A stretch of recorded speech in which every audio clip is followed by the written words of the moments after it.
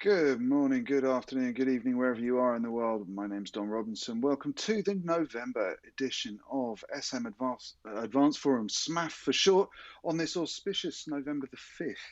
Now, we, as always, are joined in the studio by my regular co-hosts. First up, Tim, are you out there? Yeah, Dom, I am, and I forgot that remember the 5th of November. So clearly, Yes, I'm not a Guy Fawkes fan. I have my Guy Fawkes mask out, but for completely different reasons today. I was going to say you're sort of dark enough on one side that the V for Vendetta thing sort of stands out.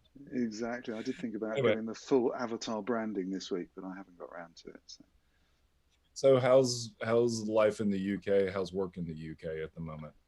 Yeah, not bad. It's peaceful. Hold on, I'm getting all my spotlights all locked over, so it should follow me now. There we go. Yeah, it's quite peaceful. Lockdown started again. That means there's slightly fewer people walking past my house than usual. But for me, life continues. I rarely leave the cave other than for school runs.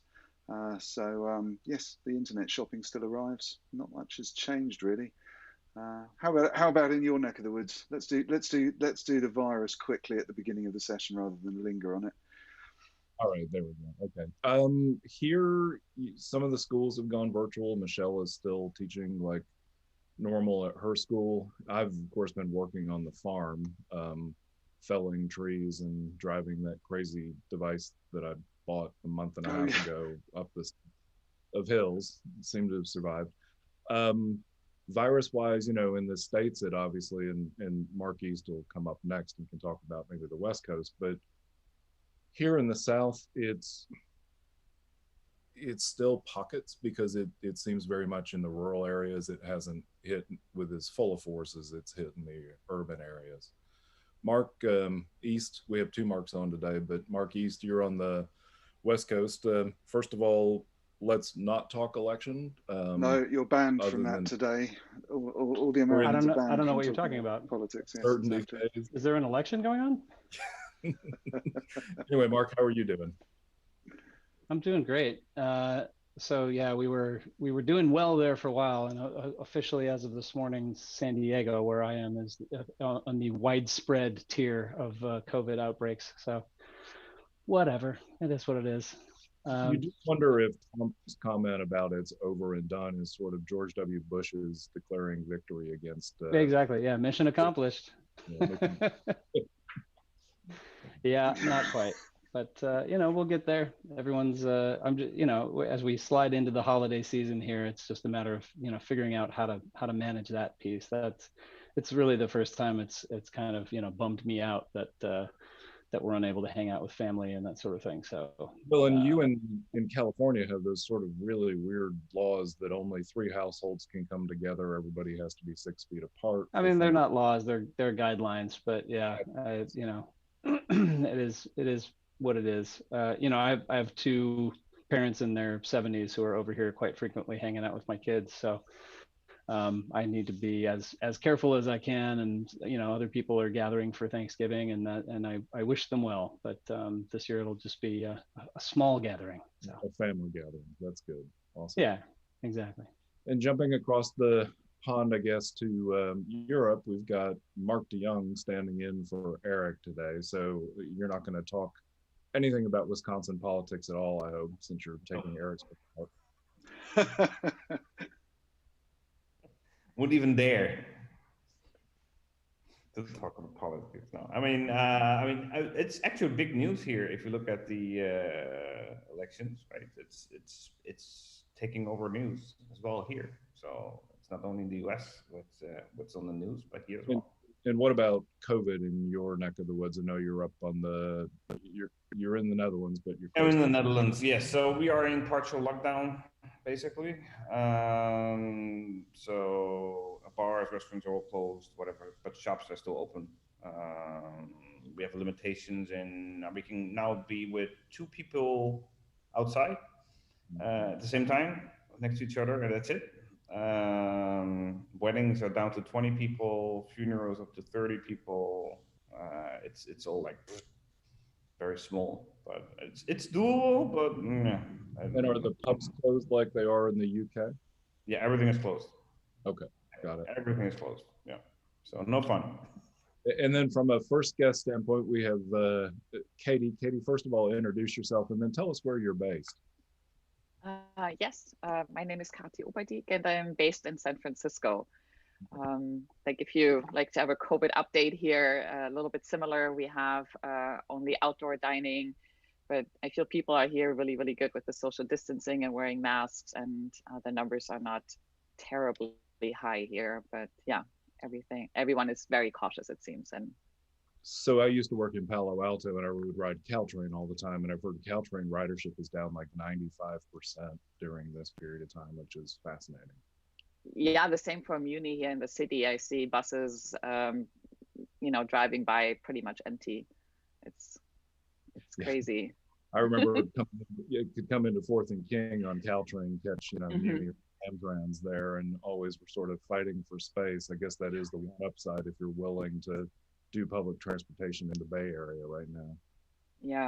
Yeah. And I know from like downtown San Francisco where our office is, as you can see, I'm also sitting in the comfort of my home now. Our office is like the whole area down there is empty, all the office spaces, barely anyone goes to work. Everyone is working from home for sure. Okay, very good. We'll come back to you in just a couple minutes. But Adam, introduce yourself. Tell us where you're based. And you're on mute, I believe, Adam. Hang on, there we go. Now you're there. Hi, okay. Adam Stanger here. Born in DC. My home is actually Kailua, Hawaii, but I've been living in Asia for over 20 years. So I'm here in Singapore right now. I work throughout the region. Not recently, I think, COVID's locked us down as well. Again, I think like with San Francisco, downtown is very empty. I'm working here. I mean, I've got the world headquarters have shifted to the home here. So global headquarters is here, as well as the kitchen just downstairs. And yeah, it's all real close. We had lockdown. I mean, things really shut down very, very quickly in terms of when the first cases came about, and when it happened, it was like I think because 13 years ago there was SARS, and because of that, everything just shuddered to a halt, and it was things are slowly opening up, but I think that there's still a long ways to go, especially because some of the neighboring countries like Malaysia, Philippines, Indonesia are all seeing rises in cases, and so it's very much a case of in some ways for smaller production, it's been more of a boon. It also gives you the time to perfect techniques and learn new software and read up on some of the more some of the newer things that are happening.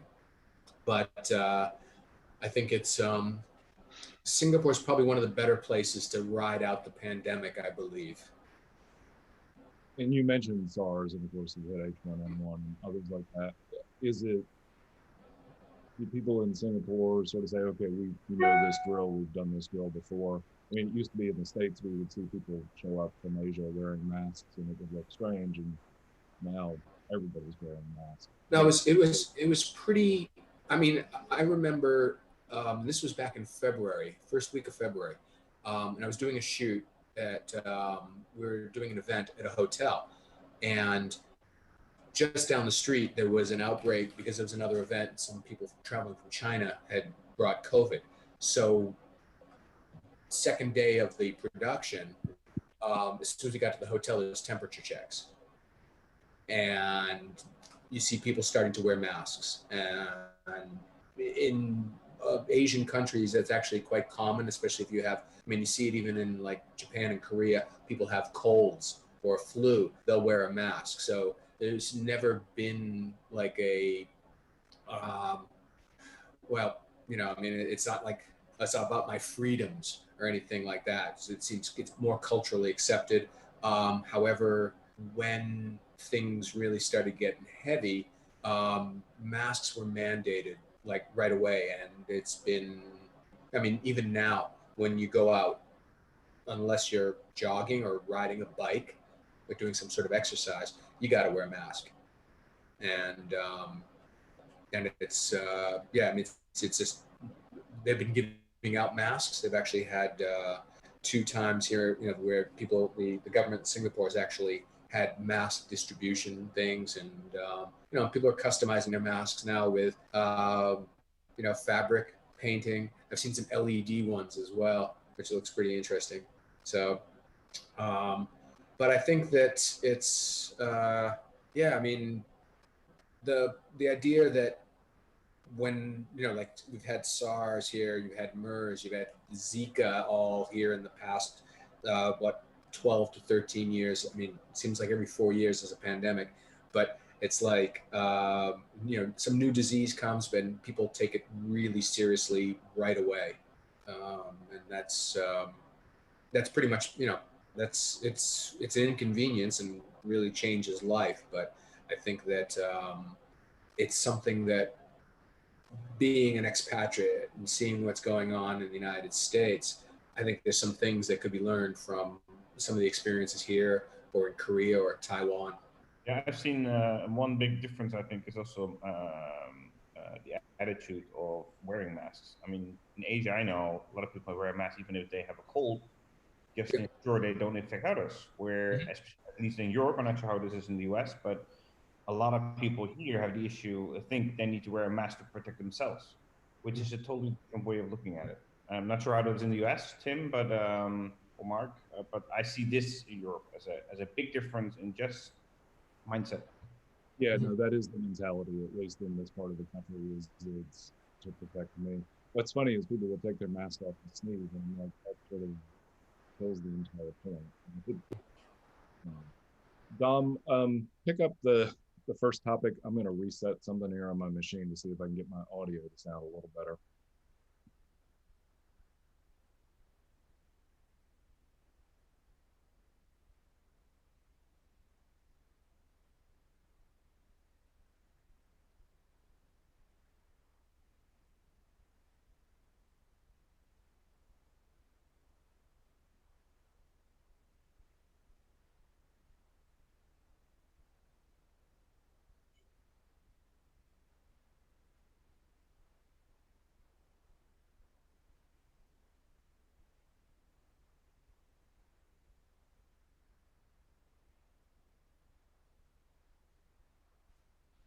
There we go. Right, now hold on. I better recap there. So I'm swinging the conversation towards webinars and events, on the premise that in the last 6 weeks or so, every company's output of webinars has just suddenly just gone into overdrive, and I'm finding myself able to tune into webinars and conferences on on topics I'm interested in. Pretty much right through my working day. And I just wanted to find out whether you guys are finding it overwhelming or finding it useful. Personally, I think we're doing business better in terms of disseminating information. I think there's possibly a question which we brought up on previous SMAPs about the serendipity of the bar afterwards and the meetings, and perhaps a bit more of this type of informal chat. But how are you guys finding the general output from everyone, not just our own industry, but from everyone? Are you consuming webinars? Are you joining online events? I'll throw that to Katy. All right. Let's hear Katy's view for a moment, Adam, and then we'll come to you. All right. Well, I think you definitely nailed it there, Dom. I'm signed up for more webinars than I can actually watch and follow. And at the same time, Bitmove, the company I'm working for, probably contributes to it. We had a lot of webinar series. The last one was even like 30 sessions strong. I haven't even watched all of like our own content. And then, yeah, it's definitely a huge uptick, in my opinion, of webinars and content you can consume. And a lot of things sound super interesting. And I sign up and then might not even get to it, not even the recording. So that's definitely something I would love to hear everyone's take, and if you can also see other alternatives to webinars, because I feel this is like the first step everyone shifted to after the shelter in place took basically the whole world. So yeah, I would be interesting to hear too, like also about like alternatives. What if somebody already came across alternatives and what they like and what they don't like about the webinars?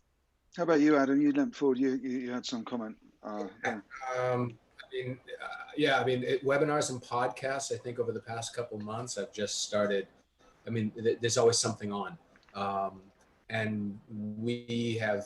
I mean, a lot of my company, Point Digital Media, our business now is where we're doing shooting for these webinars. So, we've done stuff for events in the U.S., here in Asia, all virtual events. Another one coming up in Europe. Another one we did in for an Indonesian launch, and we'd be shooting things here, and then the things would be uploaded and sent. So, we're creating those things. I do watch a lot over a whole bunch of different things. I think one of the things that I think it's here to stay, but I'm thinking from a production background. The next step is to actually make it. I don't know. I mean, Zoom's great, but I think eventually higher production values. That's something that we're trying to present, and I'm trying to unlock and trying to find the different things that might actually work, so that it is more like a show. That it is more. It's kind of after a while when people just talking. It does. You need a little bit more. A little bit more curation. Yeah, I agree. Absolutely. A little bit more curation, a little bit more. It could be even the elements of branding, interstitials, titles, integrating other types of media. There was something that I saw a couple weeks ago, which is this thing called snark art, and it's really hard to describe, but basically it's like art on the blockchain. Not only in terms of blockchain helping verify people creating art, but also you could get works of art which had a value, like a painting or a sculpture, but the art and the value are completely digital. Interesting. Mark, sorry, Adam, we're going to cut across. Mark DJ, I saw you nodding a moment ago. Yeah. I mean, I've done a lot of webinars that I follow, but I did make the shift that if it's product oriented or company oriented, I stay away from it, because I'm a little, I wouldn't say fed up, but tired of getting the same pitches and more sales pitches than it really is about the actual content or problem or whatever. So if it's more of a discussion, a roundtable kind of setup, really isolated to a specific topic, that would gather my interest. But I'm already past the point for a pure company pitch or sales pitch kind of thing. Not into that anymore. I've been involved in a couple of other things, which I think is now happening as basically the next phase, is really the virtual networking part of it, because we're all missing this. But I see more and more things coming up where virtual network becomes part of the whole thing. So for instance, there's the Stream TV Summit, I think next week, where they have capabilities to do networking, video networking, and meet up the one-on-ones, etc. as part of it, as part of the whole show. I attended the Sports Pro one, which is around sports and OTT, in beginning of December, and they actually also have virtual roundtables, so you can participate in actual virtual roundtables and actually have discussions. That's the interactivity and participating, I think, will be the next wave of where we're going. And actually with the networking stuff, like the speed dating kind of video stuff, I really have to feel back that I'm really meeting people, have a short discussion. What do you do? What do I do? That kind of stuff, which I was really missing, is slowly coming back in a virtual way. Yeah, I agree. So, Mark E, Guido, I should call you at this point. Oh, I can actually smile. Look at that. Hi. How are you? Yeah, I mean, is it effective though? I agree that most of the companies that have kind of mounted a digital version of whatever they were going to do this year with their marketing budget, they've all focused on, okay, how do we replace our trade show booth? How do we replace our marketing message? How do we replace our product information and get it out there to the marketplace and that sort of thing? And there's been very little replacement of panel discussions, of issues-based, networking and discussions surrounding that, like you would have in the sessions surrounding NAB, or in some of those booths in the middle of a hall at NAB where people just kind of get up and talk about something for an hour.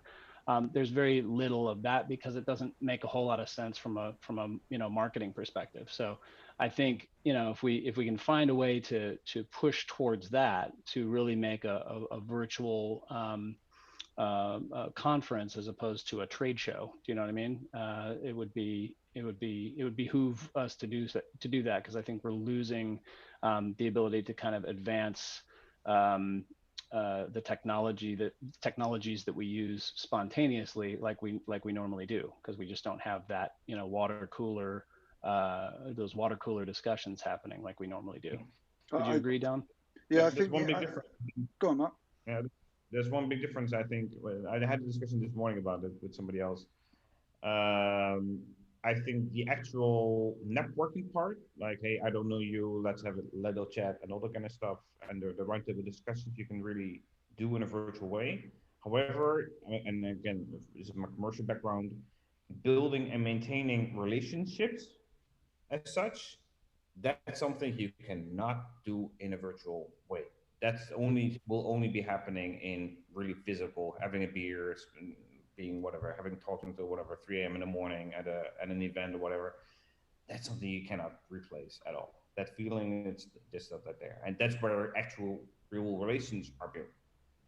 So just to chip in the thoughts on that, the one of the things I've noticed about a lot of events, a lot of online event platforms, is they, for many years, they struggled to have any validity. So they've aped themselves as an augmentation to a real world event.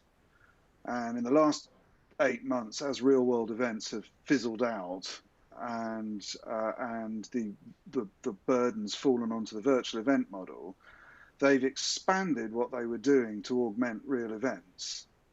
But they haven't yet realized that they're not constrained in the same way, and that they can do a whole hell of a lot more through the experience. And while most event organizers are stuck in the mindset of, will we be able to do our event in February? Will we be able to do our event in March, and so on?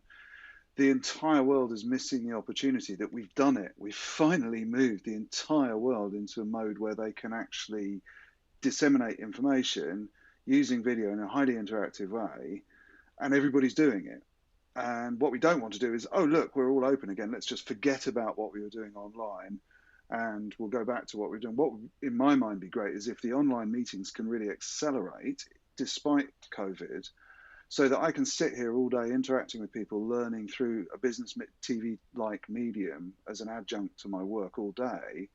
But then when those events get round to it, they organise effectively meetups so that we can get the serendipity that, as Tim so perfectly chose the word a couple of months ago, that Mark's talking about, that serendipity of networking, which is, falling in a canal and having a story to tell, ultimately. Well, the question is, though, do you have to have an excuse for that gathering? Do you have to have a conference that happens during the day to have the cocktails that happen at night? Honestly, think you could cut the conference out of it, deliver the information online, get together and have a beer. I think that would be a much more constructive way to do it. There's one big difference. But I don't know. Yeah, sorry, Mark.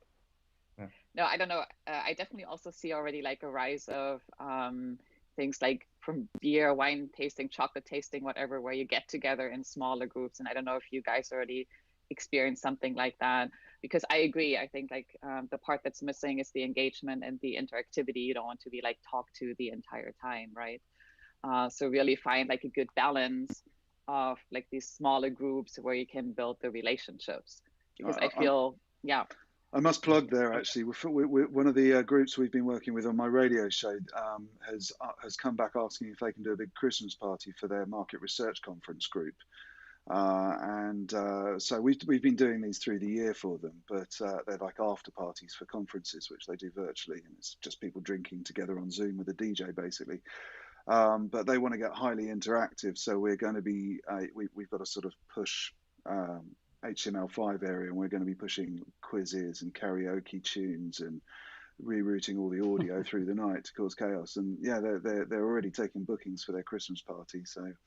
Yeah, if you're interested, let me know. I had to plug that because it's completely silly but good. Yeah, I would love to experience it. We ourselves experimented with like a virtual event space, and we were like a little bit disappointed how little like from like the customer side people were interesting to meet in that space where there was actually it was like almost built like a little trade show booth where you could, what you said, like where you can just consume the content, but you can do that on your own terms. You don't have to have someone to do that for you, but where you meet then like in smaller groups and can talk to each other. And we were like a little bit disappointed that people didn't really click with that. So it's like, it'll be interesting to see what can be improved. Just one comment on those breakout booths. I've been following a number of events, particularly on Hopin, and they really push the breakout booth model.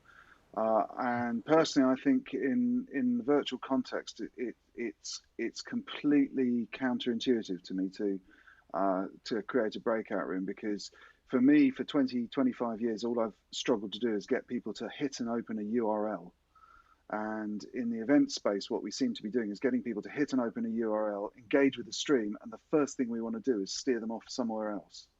And that's counterintuitive. I think breakout rooms live at the same time as a real-time event take your audience away from your core event. And I think you can always time lapse them and do them over the following few days, but saying to people who are engaged in your conference, right, as the next speaker comes up, I'd like half the room to bugger off to a breakout room, is just that's counterintuitive at every level. With streaming is about live streaming is about getting people connected, not telling them to bugger off and go and connect somewhere else. It's crazy.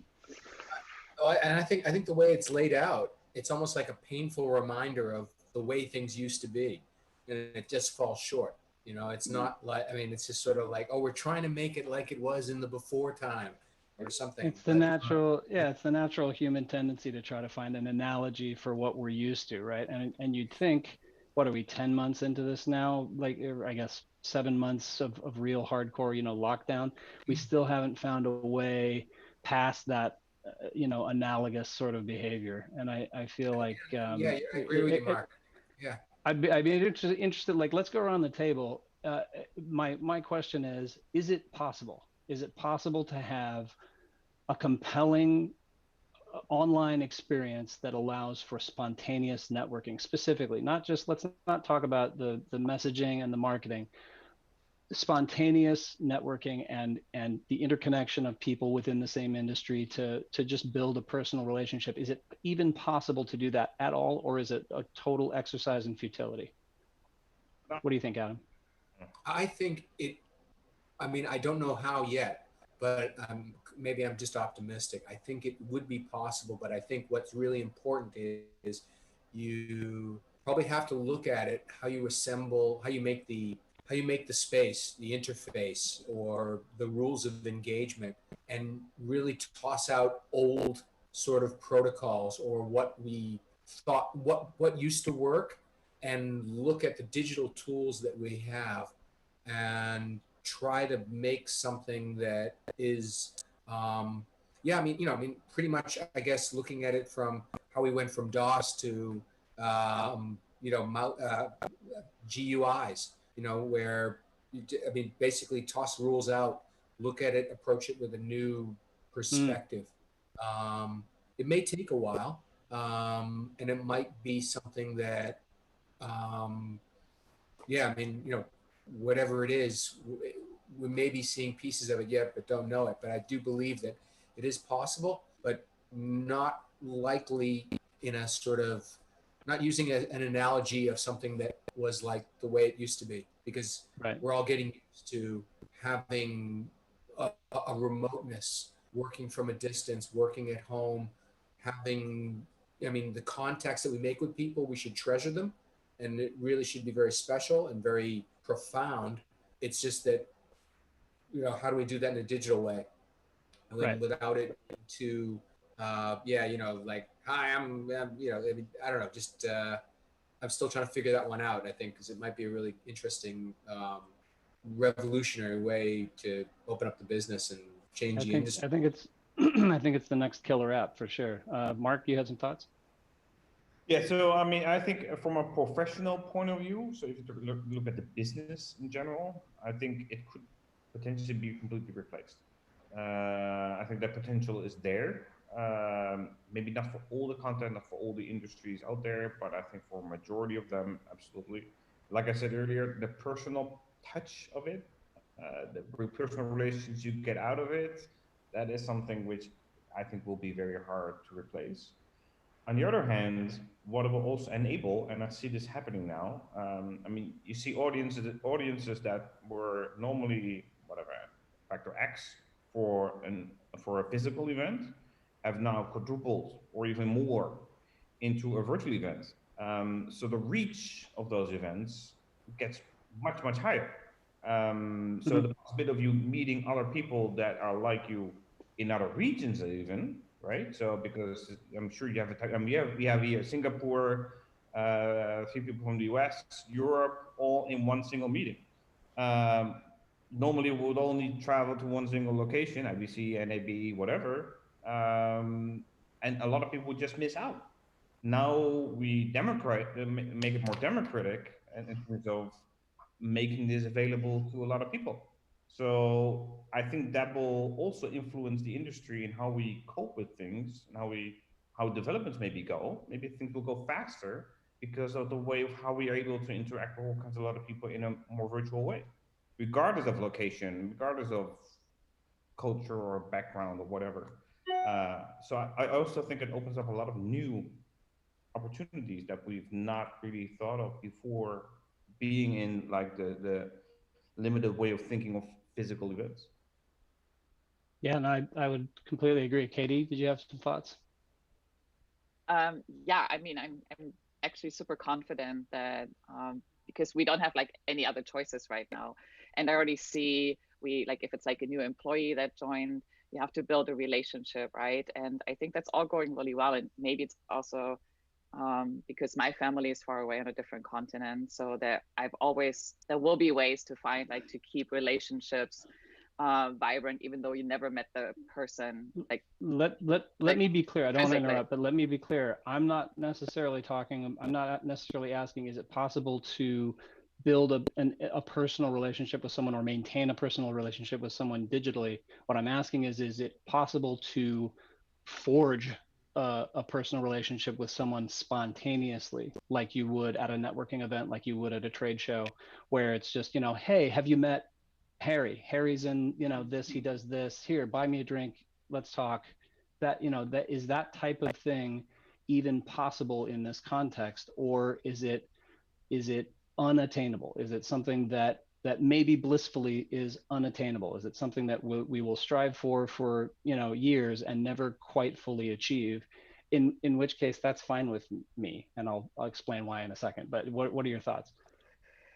I mean, this, like exactly how you described it, I think it will be very, very hard to do that. I think it will be maybe something if you also come across several times your path, and you also like have ways to reach out to other participants, right? So far, like I said, I think what we've seen so far is a lot of webinars and panel discussions you can listen into. So I think it's really like that engagement and participation part that needs to be improved over the next few months. But I'm pretty confident that people, because everyone, I think that's what everyone like wants, right? That's like what everyone is missing, and at the end of the day, so I do feel like, yeah, we will come together and find ways to do that as well. I think the introing, what you mentioned, Mark, is the hard part. So I mean, I feel like all the IBCs have done, NABs have done. I come across somebody, whatever, we're at a network event, whatever, and I grab somebody and say, hey, you should talk to him. He's there. Let me introduce you. and talk with him, because what you guys could do together could be very, very interesting. That part is going to be extremely hard to replicate that in some sort of online environment. I think that will be very, very, very hard. And like I said, I'm okay with that. Dom, Tim, did you have some thoughts? I've got Tim, you a go couple, first. Mark. So back in the You sound great, by the way, Tim. Oh, good, thank you. I moved it literally 6 inches. I also picked up some moon pies while. Oh well, there you go. So, I haven't had those. I mean, I was going to say for Dom and those in the UK, describe what a moon pie is, because, or in Europe, describe what a moon pie is, Adam. It's chocolatey, creamy goodness that it's one of, I mean, not every food in the United States are these, like, you know, that you find all across the country. We have regional specialties, of which moon pie is but one of them. And goo clusters are another, essentially. But it's 2 pieces of graham cracker covered with chocolate with marshmallows stuck in the middle. Yeah. And it's not the same out of a box, Tim. What's it's that? It's only a moon pie if you get it out of a vending machine that dates back to the mid-70s. That's true, except for the fact that the minis only come in the box. They don't actually. Well, there you go. They do look smaller than I recall. Normally they would be about this big, which is really hard unless you have a soda pop or a glass of milk. You can't really make it through. Corinne's just asked, isn't that like a wagon wheel? I don't know. It looks like it just looks like pure chocolate to me. Anyway, so back pre-2001, I worked with a virtual event company who was constantly trying to figure out this model of how do we replicate the real world into virtual space. And of course, they all thought booths, initially as well. One of the things that they sort of landed on, and there's a really good book that talks to what Adam was talking about the move from DOS to Windows, called Interface Culture, by a guy named Steven Johnson, who sort of walks us through how we move things from the real world into the digital world. And this was pre-virtual reality, but the premises are still the same. The one thing they sort of landed on, and I've seen one company do this here recently, was if you think about when you go to a trade show, you walk the show floors, you've got the options like Mark Young was talking about going to a pub or a bar, but there also tend to be these large gathering areas that would sort of be like school cafeterias in the US, where you may have 50 tables. There's a company that ironically I ran into with the ag tech stuff that my wife Michelle and I are starting to do, called Lunch Meet, MEET. And literally you can go pick a table to sit at. So let's say you're in a conference, you're still paying attention to what the person in the conference is saying, but you can have these side conversations with the people at your table. And if somebody may say, hey, go to table 6 and talk to so-and-so, and then you can just hop over to table 6 and do that. It's not avatar based. It's still sort of just video based like Zoom. But I think ultimately seeing empty tables for whatever reason has people mentally going, hey, I could go over here and have a side conversation. Now, the one thing I think that people are concerned about is they don't know whether they're being recorded in those side conversations, which is something that at a trade show, you can go off and have a conversation, and it is a private conversation between you and somebody else. That part, I don't know if we'll ever solve from a comfort level standpoint, but I do think there are some real world interfaces that maybe do play nicely into that potential. Interesting. Dom? I've got I think, having looked at lots of conference models, particularly for CDS this year, and really sort of scoured the thing and settled, in our case, just settled on doing things in a simple Zoom, which works. It's just a very simple model. One of the things it sort of goes back to what I was saying earlier about constantly trying to engineer around a form or model. I think there's a tendency to try and emulate the conference and create halls or meeting rooms or round table concepts and this sort of thing. And for my purposes, certainly with the radio show, which is, it's a random collection of people networking serendipitously. It doesn't happen quickly. It happens over months rather than hours.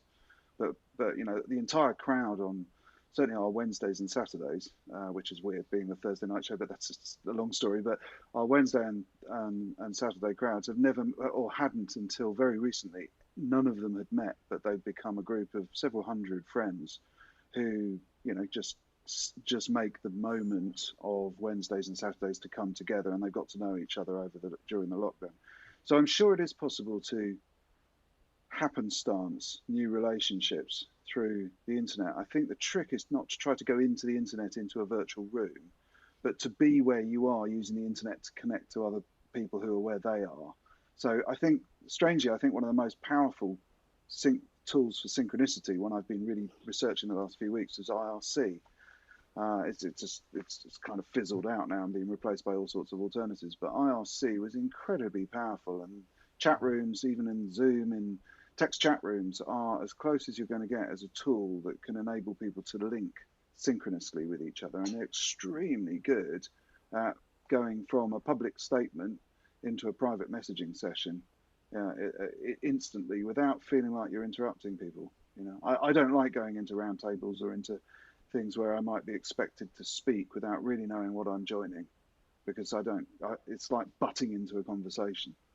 Even at a conference, you don't go and elbow people apart and start talking. And I think some conferencing setups are sort of try to force you into that, and it makes me uncomfortable.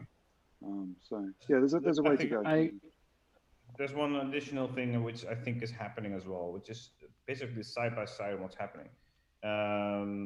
That is that more and more, and whether you post offline, online, communities are being built up. And this is happening as well. And I think this is also very powerful, because then it's not so frightening anymore that it's all new and all everything, but you have like the safety somehow of the community you're in. And it could be different communities you're in, but I think this is also something that is happening in a virtual way right now, is that we're building those virtual communities of people with same interests, same way of working, or maybe even same region, doesn't even matter. But you see this already happening as well, where small communities are starting up, even bigger ones, and they use the virtual way just to get together. And I mean, look at this is a very small one, but there are so more of those happening, actually. Which goes side by side. I do think LinkedIn's missing a trick. LinkedIn's good because it's got everything that social networking platform has, but without the political divisiveness, because it's just not cool. And it's the best filtration system you can get. It's just not cool. And I think it's amazing that LinkedIn's missed the trick of seamlessly integrating an extension like the Zoom webinars platform, because everybody's connected, everybody's using it for business. It's the perfect place to go. I want to dive into that subject. I want to meet people who are networking on that subject. But anyway, Mark, I think it would make a whole lot of sense for one of the. I was just going to say, I think it would make a whole lot of sense for LinkedIn to pick up one of the independent, video conferencing platforms at this point. And I'm sure I'm sure that's in the works. You said you were going to tell us why, if it didn't happen for a couple of years, you were okay with that. So. I'll draw my pizza analogy. I grew up in New York. I can't get a decent slice of pizza outside of New York, right? And I'm fine with that. If I could get a decent slice of New York pizza in Santa Monica, that would kind of reduce the value of pizza. It would make it so that it wasn't special anymore. And I feel that true personal interconnectivity, spontaneous, let's hop in a cab and go to the next trade show party sort of interaction that you would get at an industry event in person is a special thing. I think human interaction, face-to-face interaction is a special thing. And I think if we aren't able to replicate that digitally, it's because we're maybe not meant to. Do you know what I mean? It's like taste. Maybe it's just like taste. It's more of an existential sort of conversation. And it's funny that you say that, Mark. First of all, it's the water in New York, just like for the bagel. Yes, it absolutely is. Yes, for sure. But So I started in motion picture, then I moved into video conferencing before I moved into streaming. And we had these metaphysical conversations all day long. When did you actually meet somebody? Was it when you did a video conference with them or when you shook their hand? Right. And we are built to have, as Katy was saying, whether it's small groups or even just one-on-one face-to-face conversations. But that's not to say that this can't be either a proximity of it or something that lets us, in between those times that we meet, at least keep those relationships going forward. Sure. No, and I think we're in an unprecedented in between time right now where we need to figure out how to, perpetuate existing relationships. I just don't think that spontaneous connection is maybe something that we're going to figure out now or in 10 years, and maybe we're not supposed to. And I will say that, around 9/11, all those virtual event companies thought they had it downside because you couldn't travel by plane. It turns out you could travel by car, and so people would, go to shorter distances to conferences. Here we are unprecedented in the fact that we can't go to the conference period. So. Right. I've got a funny feeling. I think we're also just to chip in something there, Mark. I've got a funny feeling that the next time I go to the IBC beach, and that's my classic hunting ground. The next time I go to the IBC beach at 4:30 on Friday, 2021, I've got a funny feeling that after this year or 18 months online work, I'm going to know a ton of new people, but I'm going to interact with them as if I've known them for 2 years. Precisely. Which I think is going to be really interesting. I'm really looking forward to it coming back out of lockdown as much. But to be honest, it's just a different way of hunting. It's not a particularly. I don't think it's a showstopper. As I mentioned at the end of last month's session, I find it strange that a number of people who've been selling and who came from the traditional broadcast industry and just do all their sales by hitting 10 conferences, getting 1,000 leads, qualifying out 10 qualified leads and converting 2 a year and doing that on a rota. They haven't been able to produce that rota or that data sheet to their boss and say, I've been working honestly. So they've just resigned from the industry. They've retired. And, I think that they weren't able to adapt, whereas I think our generation are that much more able to adapt. So you mentioned IBC, and this is a perfect segue to something that I want to talk with Katy about real quick. So Katy, you all did the Bitmove and video developers. And as you mentioned before we went on the air, you came in 2019, so it was already previously done and needed to be presented at IBC. This year, of course, you've helped craft it, but it can't be presented at IBC. So what do you see as the benefits and downsides of doing it the way that we're having to do it now in terms of presenting that kind of data, which traditionally somebody could pick up and read and may come to your session at IBC to ask questions or interact versus they could just read it now and not come to a Zoom session or something. How has that approach been different this year for you all? Yeah, so especially because it has a lot of data. So data visualization was definitely like a big part we were looking at. And as you just already said, Tim, last year we presented it at Bitmove and at the booth. And this year we worked together with a partner, and we were trying to bring the data to life in a different way with 3D visualization. And did the presentation obviously online like everyone else, but with a link that who participated, they could basically open up that link and kind of like cruise through the data themselves that we were presenting. So they could look at the data from different angles, and we were hoping to make it that way, like more engaging and more interactive. But with everything else, this is like early stage, so definitely something that will hopefully come even more to life over the next few years. But it was definitely like a first attempt and experiment to see if that engages people more and if they find that more interesting, that getting data, especially data presented, that can be very dry. When you did the online presentation, was there an option for people to ask questions or interact? Yeah, we like, yes, they could ask questions, but kind of like the more traditional way. So I'm also hoping we can find there something a little bit more interactive instead of people just like, in the chat bar type in their questions. So I would have loved to, yeah, from that perspective, have it a little bit more interactive as well. But yeah, everyone had like their own link, and they can, like I said, look at the data from different angles, cruise around a little bit, and yeah, hopefully something different than just like your regular bar charts. Interesting. Okay, cool. Thank you. Adam, you mentioned production too. That was a where you're doing sort of small productions. How do you go out and recruit customers at this point? I'm interested from Marquis' standpoint as well, because you're both sort of in the production space. If you can't physically go meet somebody, is it just working through relationships you had before, or right now? Well, yeah, I mean, currently, right now it is, and especially you can see I've got a cast on. I'm left-handed, so I'm a little hobbled in terms of. I mean, I'm in the healing process. I had some surgery done, and I've got metal enhancements in here as well. So yeah, I mean, it's things through the website.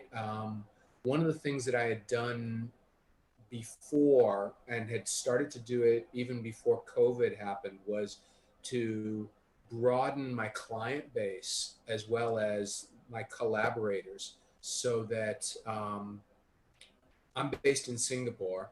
I can work here, plug into different things, and yet my client base is not restricted to, say, Singapore companies.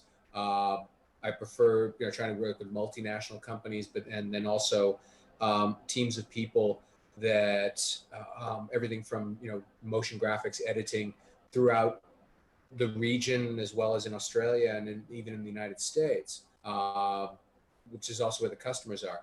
I think that right now, still trying to keep into that and try to keep that model, and to attract more customers. Yeah, I mean, I think I'm trying to do a more digital approach, even though the doctors say I've got to take it easy. But I think that, yeah, I mean, everything now, or a lot, there are projects where I maybe meet the clients once during shooting, but everything from pre-production, processing the paperwork, the payments, feedback sessions, everything is virtual. And I find that really interesting. I remember working on productions back my home state of Hawaii, and there's always be a guy with a suitcase full of cash. You don't have that anymore. That's really really interesting. When I lived in Switzerland, in Switzerland, it was people in ski outfits with duffel bags full of cash. So okay, yeah. That's still happening there. Anyway. Yeah. There used to be these like a Japanese, like real executive producer type, and at the end of the production, he'd call you into the hotel room, and just be like, okay, have a drink. Here's here's your money. Domo arigato, and that was it. Was this person missing some fingers by any chance? No. We looked okay. at. All right, just making. We also see the and they do like when they go to buy the pool and stuff, you can see that there's no like body tattoos. Yeah, no, it was right. Yeah, good. But I don't know. I find that really fascinating, and I think that the now with the pandemic, it's kind of accelerated the the ability to do that, and people are more comfortable with it. But in terms of certain production aspects, production values, meaning the time you spend on a shot, or how dedicated you're going to get to certain transitions, graphics, the mix, everything now, it's just good enough. Okay, good, get it out there. And that's I would agree with that to some extent. I also think there are events where the production values have been increased because it is the one and only thing that a company is doing in that market for that period. In other words, so we just So we just completed a project for Dolby. They did a thing in lieu of their what would have been part of their marketing budget for NAB. We did a thing called the Dolby Summit, where they introduced Dolby Vision and Dolby Atmos, their key technologies, to the content creator community. And it was a 2-month project that involved very film quality shoots, and a really excellent script, and some elements that would not have been part of a live trade show keynote, for example. And like, if you look at the events that Apple has done this year, my God, I mean, the budgets on those events are just staggering. And the result was, in my opinion, this last event that they did was easily the best corporate, video I've ever seen. It was just mind-boggling. The whole thing looked like the future. Sorry, say again. Was it all like effects and things, or? Yeah, if you didn't watch it, I mean, they shot it all on the new campus, and they were, they would, like, Tim Cook would do his little thing, and then some head of marketing would talk about something else over in the Steve Jobs Theater, and they would transition with a little bit of CG to a drone shot that would fly across campus and into the theater and down into the audience, and it was really, really smooth, really, really well done. Must have taken months to accomplish. They did it all with Zoom. So I feel like. They did it all with Zoom. They just did it all with Zoom. Yeah. Yeah, no, I don't think so. But no, but they. Mark, I watched both of those events that you mentioned, the Apple as well as the Dolby Summit, and so the question now is, for companies, I mean, is that where budgets are going to flow into production of these kind of events? And then also, I mean, like you said, I mean, production-wise, they were both beautifully done. I agree. But also then the aspect of the interaction again and the engagement from the audience. I feel that was like still the part. Yeah.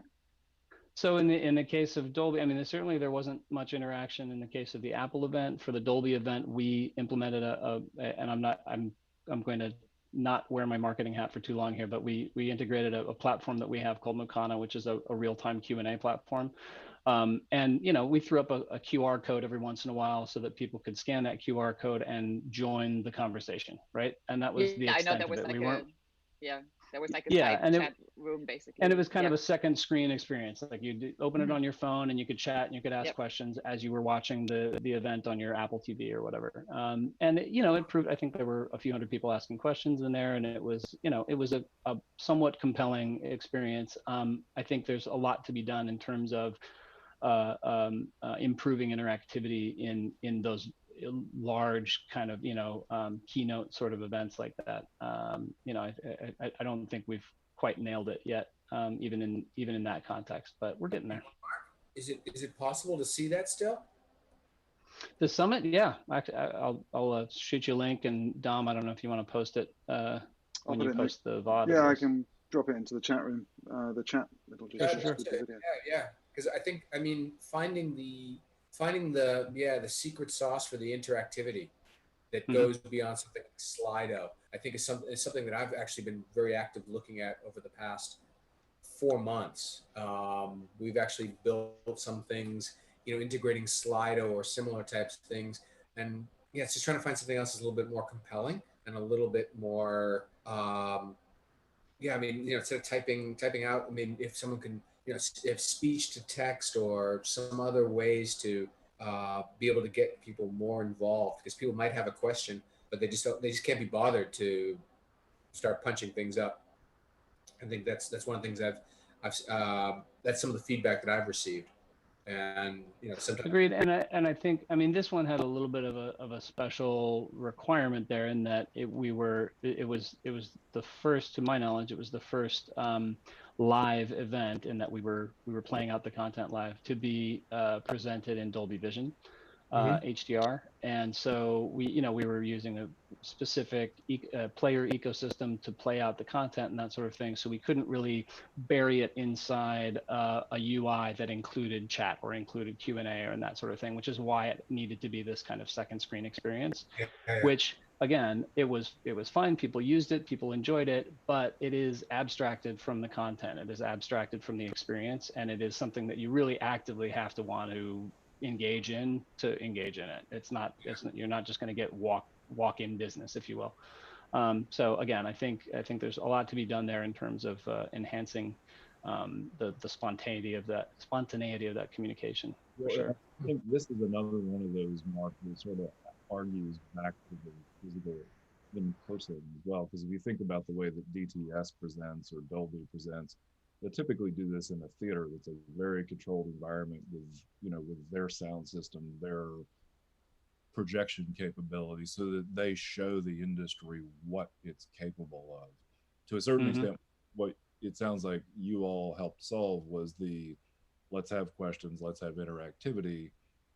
And you said it was presented in Dolby Vision, but you have no idea how people are receiving it on their end when they're watching it. Are they watching it in their living room with the kids running around? And exactly. Like, and we have to trust that they're watching it on the proper device and that it's been set up properly and that sort of thing. It's it's the age-old home theater sort of question there. You can only you can present your content, but you have to rely on the home user to have their stuff set up properly, for sure. But I think what's great about this is you may have something that fits as those in-betweens as well. So even if we're doing an IBC, an Infocom, an NAB with a controlled environment, to be able to also do these things in between using this kind of interactivity would be ideal.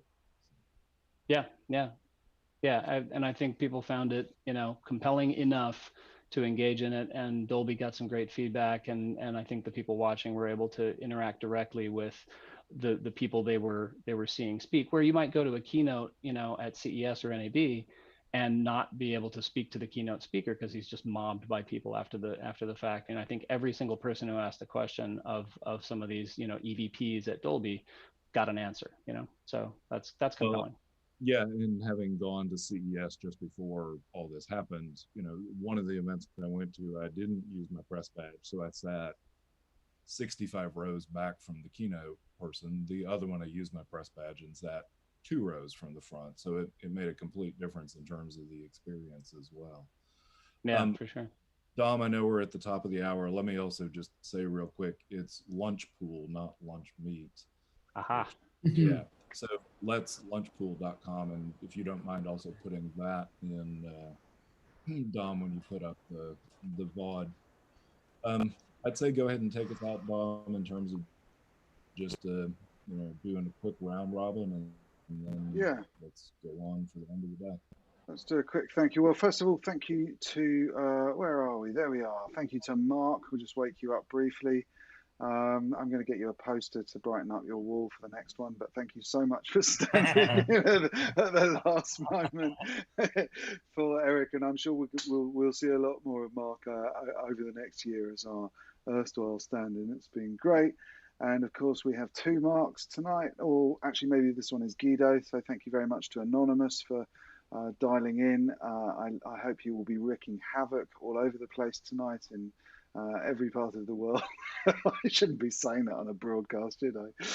Yeah, let's not go there. Let's not tempt fate. I was going to say, Mark, it appears that Guy Fawkes has really good teeth from that mask. That's pretty impressive. It's not bad, I gotta say. This is a snap camera, by the way, in case you're wondering.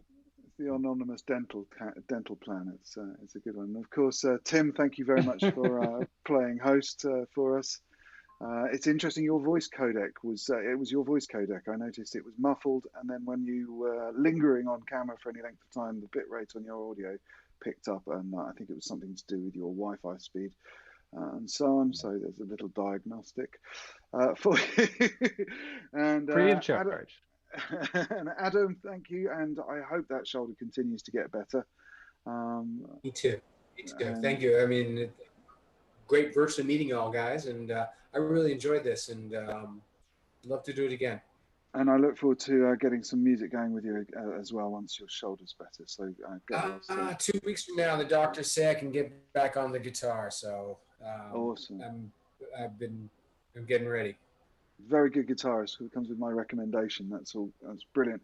And Katy, thank you so much as well. It's been great to have you on. you. I envy yours and Mark's abundance of sunlight at this time of year. So, well, I know this was not a cab ride at a trade show, but it was like still great meeting you all, and I feel this can be the beginning of great relationships. I do have more questions for you guys offline, so hopefully also maybe listeners and viewers can reach out to us too for talking about engagement, your engagement. Anybody needs the serendipity of SMAF connecting you or helping you get in touch with any of our guests or any of our speakers at any point, just reach out to any of the regular hosts. We're always on LinkedIn. Do find the LinkedIn group.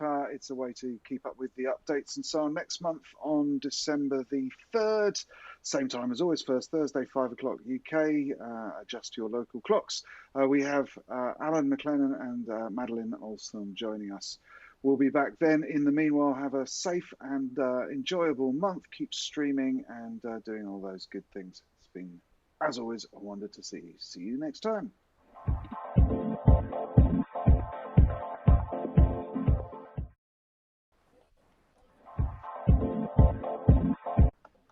I did the closing titles twice. I'll have to chop that off at the end. I did the closing titles twice. I have to chop that off.